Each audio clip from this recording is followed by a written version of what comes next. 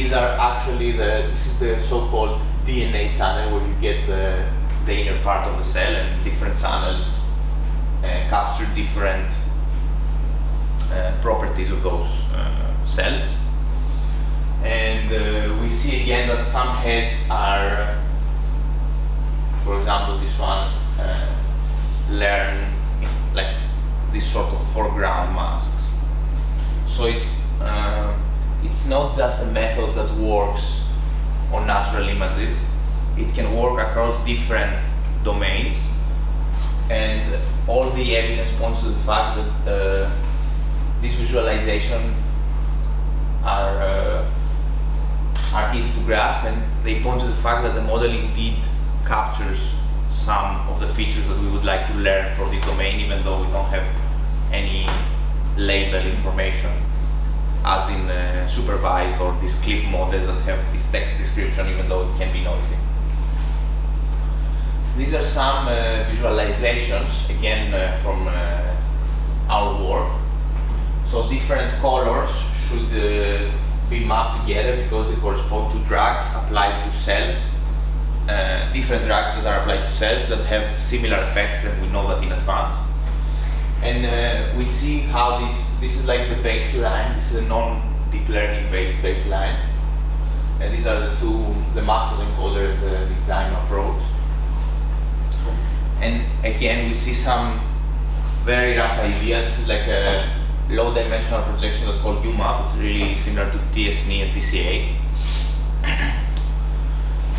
There's not a clear winner between these visualization methods. I just want to show, you know, some intuitions and some properties of how these features can be useful as to, for example, classifying different perturbations, or perturbations like it can be either genetic perturbation or different drugs that could accelerate, for example, the drug discovery frameworks,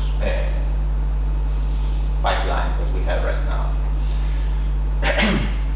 And this is just another visualization. So this is again the non-deep learning based baseline, and here we apply, we just take the features, but we apply some hierarchical based clustering with some pre-computed, some pre-implemented algorithms from scikit-learn, and we can manually classify some similarly looking biological properties, while the baseline, the tool that is kind of used, the last is typically used in the industry, and it's not based on machine and deep learning. It's kind of doesn't get the same type of features.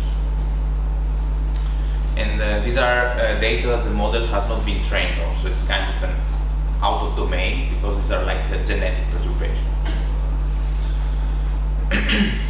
Okay, and lastly I would present, because right now I mostly present the dyno and the master encoder, so I will now try to present and compare a bit what do different self-supervised methods learn and focus, and which one is better for which task. So I was really interested about this, and it's only 2 weeks ago that I learned that some people were investigating and were interested in the same stuff that we already discovered. So these are some of our results. So here we take different pre-trained models. For example, this Moco V3 is the ViT-based vision transformer, and we show that even on the same task of out-of-distribution detection, just by switching the in and out distribution, you can get a completely different image, given the same model, given the same pre-training distribution, just by changing the objective, and given the same task, just switching, you know, the in and out distribution.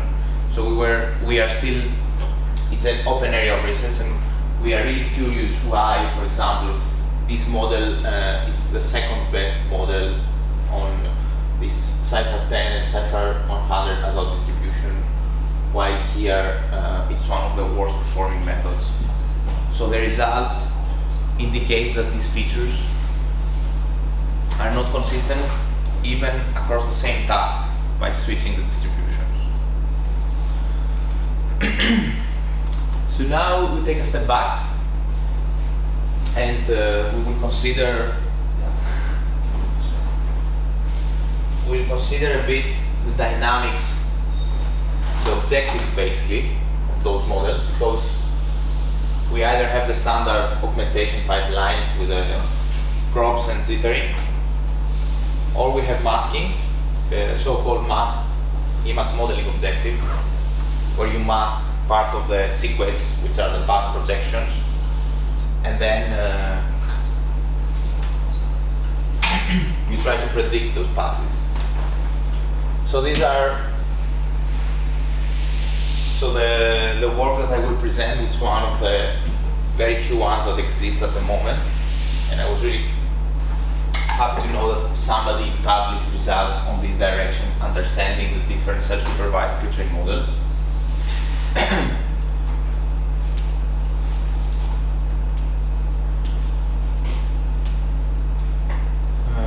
So we have two views. In the first case of SimCLR, we have the same model. We have the projector, is MLP, if you remember.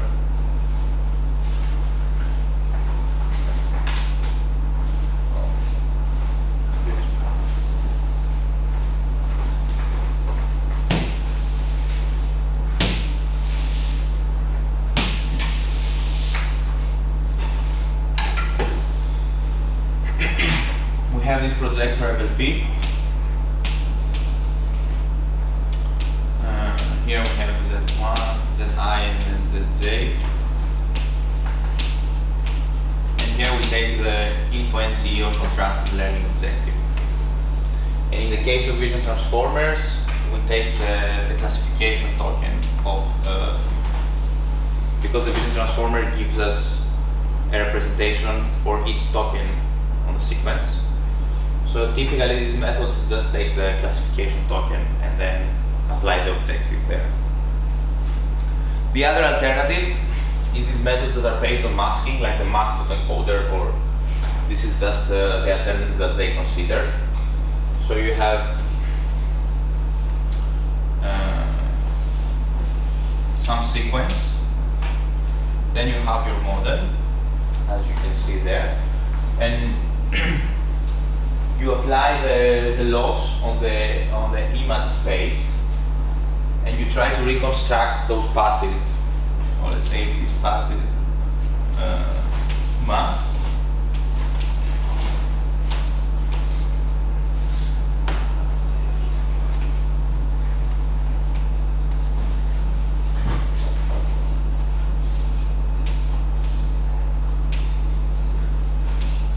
This is the prediction, this is the ground truth, and you take the L1 loss to reconstruct the patches that are masked.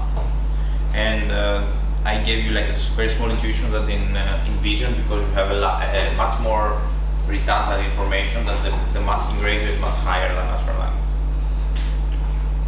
So one could regard these two types of pre-training, so these two objectives, even though it's self-supervised learning, there is no human label on the loop. We could regard one of those as image level and the other as token level. Which one corresponds to the other? So which one of those approaches corresponds to image level objective and which one corresponds to token level objective? Do you have any idea? No? So here, since we mask the token and then we reconstruct the tokens, that's why I'm arguing that this is like a token level objective. So the optimization happens at the token level. That's why we need the vision transformer necessarily here but not here. While here, the objective happens on the representation of the whole image. Either if it's a resonance, you take the features, or if it's a transformer and you take the classification token. And we saw that with the latest state-of-the-art method based on vision, like DynoV2, you can combine these two objectives.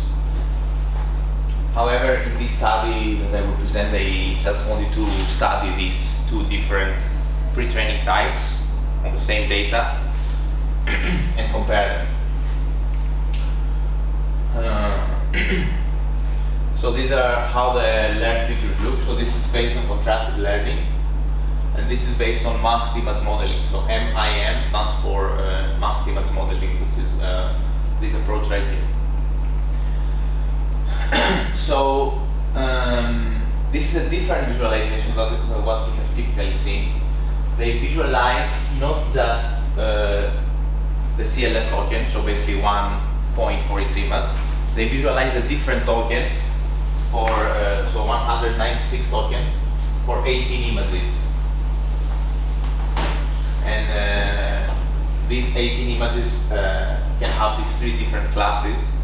So we don't want to see, we're not interested to see how the different image-based representations are can be visualized and be clustered in the feature space, even though in a loaded dimensional. But we want to see how the tokens, even from the same image, are distributed in the feature space.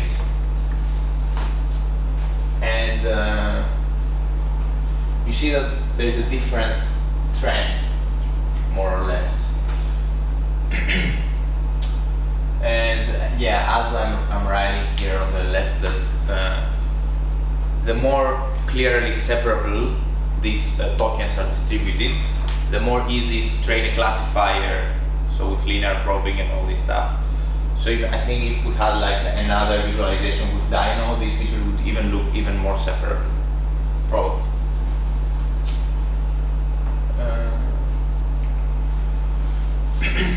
And now we'll take a small detour and we'll discuss about image frequencies. So somebody from last week asked me, how can I understand the frequencies in the 2-dimensional grid like an image? So I found this very nice visualization. So this is the original image. This is the first frequency.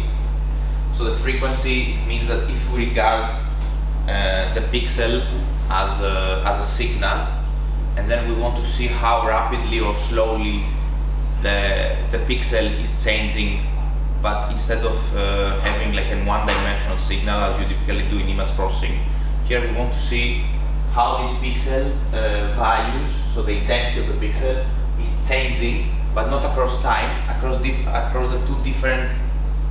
two spatial dimensions. So this is like the first, the second, and the third frequency of those images after doing this Fourier analysis and then going back to the image space and then visualizing. So to do this analysis, you take the signal, you go in the Fourier space where you have like the spectrum, and then you just take a low pass filter and then return back to the image space. In this way, one is able to see the distinction between the sky and the mountain, even from the lower frequencies.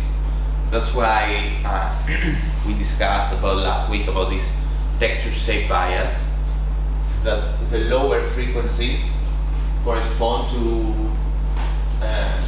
more shape-based representations, while the high frequencies, so here we have the, I think 50% of the image, 50%, the bottom 50% of the frequencies of the image, and compared to the original signal, you see that all these fine-grained details, I don't know if you can see it from the projector, but this is like probably a tree or a bush. These fine-grained details are missing. So these are the high level, the high frequencies, and it's really beneficial to think of image frequencies, both for the analysis that we will show about self-supervised learning, but also for generative modeling. So generative modeling, when you want to generate this image, they even decouple the problem of having like a separate network to predict the low frequencies of the image, while assigning another model to predict all the fine grain or the high frequencies of the image. So another model to learn all these fine grained little details that you need for high resolution image generation. Okay, just to see that you are following, can somebody tell me, given these boxes, so this is like box number 1 and this is box number 2, which one corresponds to high and low frequencies? Upper is low. Yes? Sorry? Upper is low. Upper super is low. This one? Low frequency? Yeah, correct. Can you elaborate? You said the frequency is a change of pixel, right? Yes, change of pixel intensity. So the pixel intensity is here more or less homogeneous, right? And here you see these rapid changes between black and white. So you can imagine, it's really nice to think. That's why I use this guy, use this grayscale image, because black and white is going from 0 to 155, so the most rapid change you can have in the image. So here you can see that all these changes from white to black are really rapid changes in the intensities. That's why this is a very typical example of high frequencies versus low frequencies. So any questions regarding that? Okay. So we'll play some game. On the left, I have the different properties, and we will try to map those properties to either the contrastive or image-based objective versus the masked image modeling objective. So low frequency versus high frequency.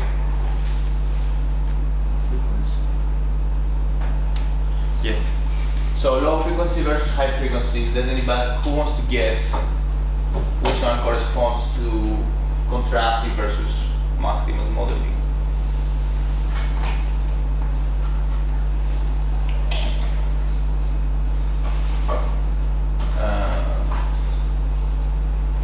Maybe if we go back in the picture, because now we want to argue about low and high frequencies. So you see that the low frequencies are more global and they give you an indication of, let's say, the shape.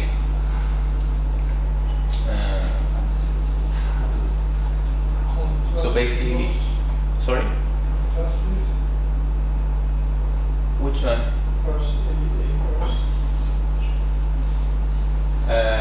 Low frequency. Okay, let's kind of group together low frequency and shape or texture. So low frequency signal corresponds to shape or texture. Let's go there first. Shape. Correct. So A and D is essentially the same thing.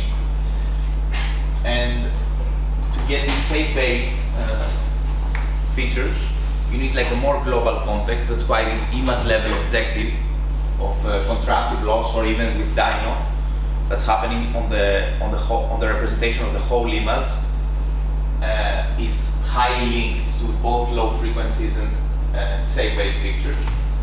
While on the exact opposite direction, the high frequency that corresponds to the fine-grained details or texture can be learned from masked image modeling. And again, okay, no. Somebody want to guess about C based on what we discussed? These long-range global patterns. In which model would you map them? Because we said that, yes? Yes, can you? Because they are global patterns. So yes, so the global patterns. So for the shape, you need the global patterns. So there is evidence from some recent work that was published in the International Conference of Learning Representation, or ICLR, an excellent conference, that they argue that these global patterns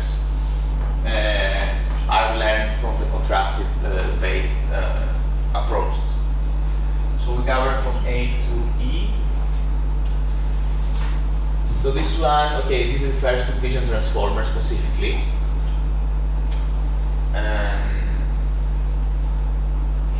Does anybody have an idea? So what is it's argued here is that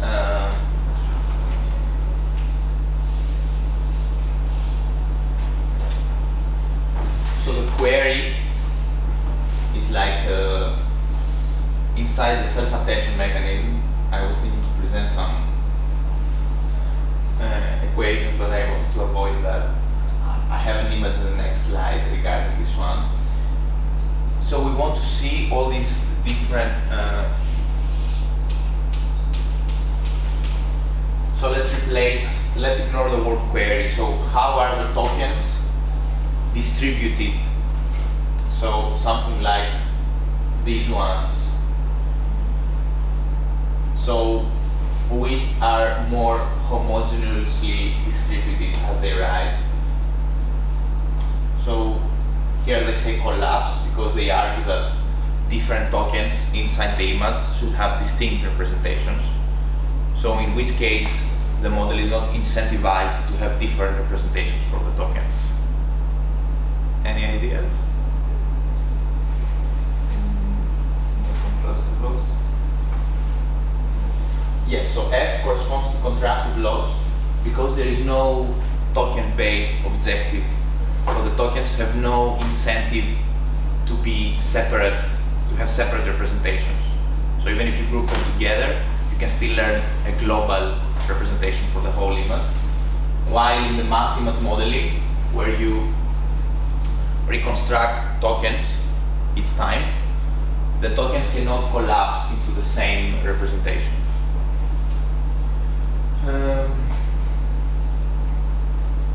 Yeah, and F and Z are kind of related.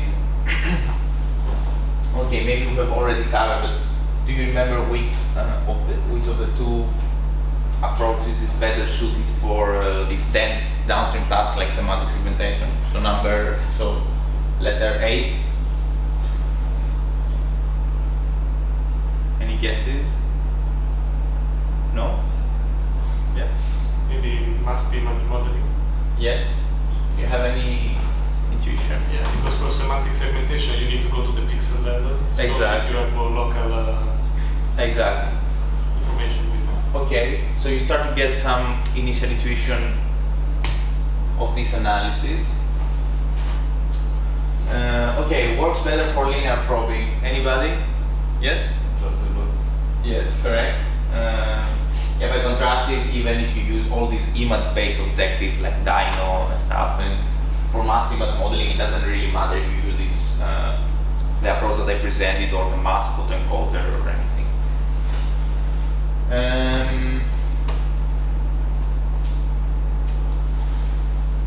This one is a bit hard. I think. Yeah, then I need to do that. Yeah, let's go to the scalability first. So scalability, it means that you can have large models and a lot of data. Yeah, actually these are very hard to guess, so I will help. So in the deep learning course, like when you start to learn about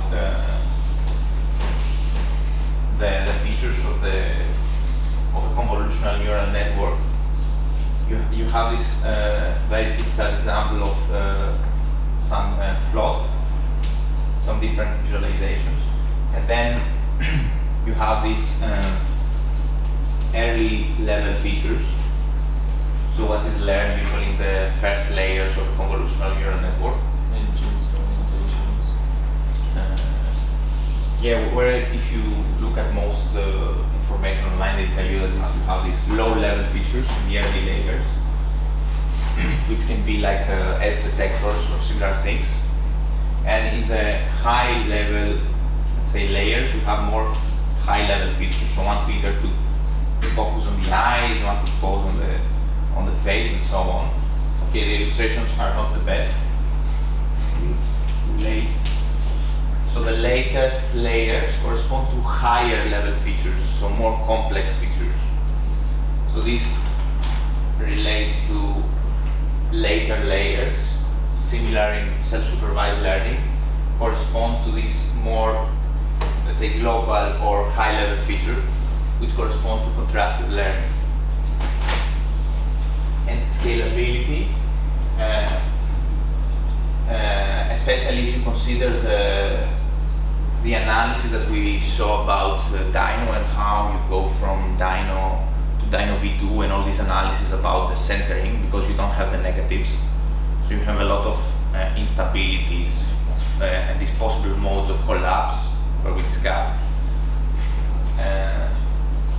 So scalability is more closely related to masked image modeling. Any questions? Okay. So this is some illustration about the uniformity. So again, we emphasize that contrastive learning refers to global, while masked image modeling corresponds to more local areas. So this is the contrastive based attention maps for this specific query. So even though these are like these more shape-based features, they argue that they are more or less the same throughout the layers, as far as I can remember.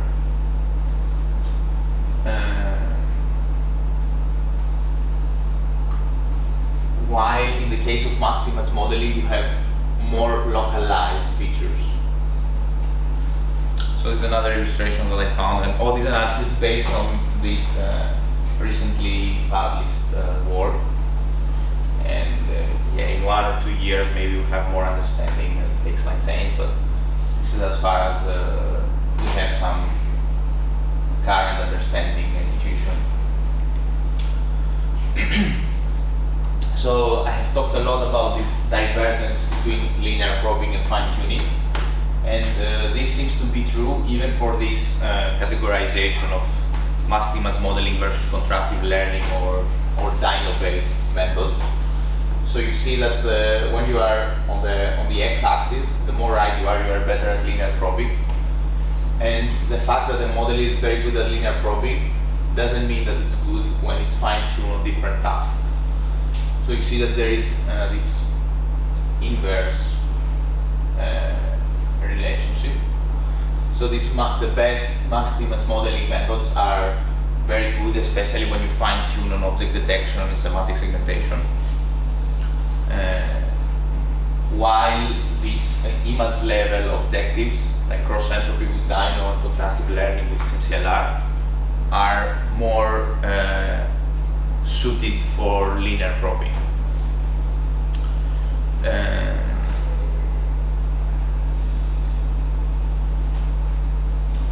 So linear probing is more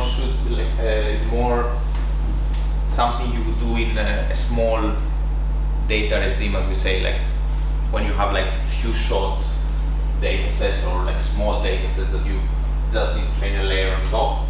And this is like for a task that you need to fine tune the whole network, so you need also more data. So basically, this masked image modeling is more suited for fine tuning and large model regimes. And tasks like that this localization, like semantic segmentation, is something where this objective might be beneficial. And this is the scalability analysis. So I don't know if you remember this mask encoder. So the main advantage of this method that made it particularly attractive is that the vision transformer like the encoder discards all the tokens that are masked, and only the decoder processes those tokens. That's why you are able to scale the masked encoders even in billion scale parameters and train there. So here the x-axis are just the different vision transformers, where if you want to switch from the tiny, small, base, large, huge, you just change the embedding dimension, the number of heads, and the number of layers. So these are the three parameters we that we control the complexity of the transformer and we scale them more or less in tandem. This is a dataset about object detection compared to ImageNet validation set. And the last one is the same quantification from attention distance. So you want to see, even though in theory all the pixels, all the tokens on the sequence are allowed to communicate with all the sequence, there is this metric which measures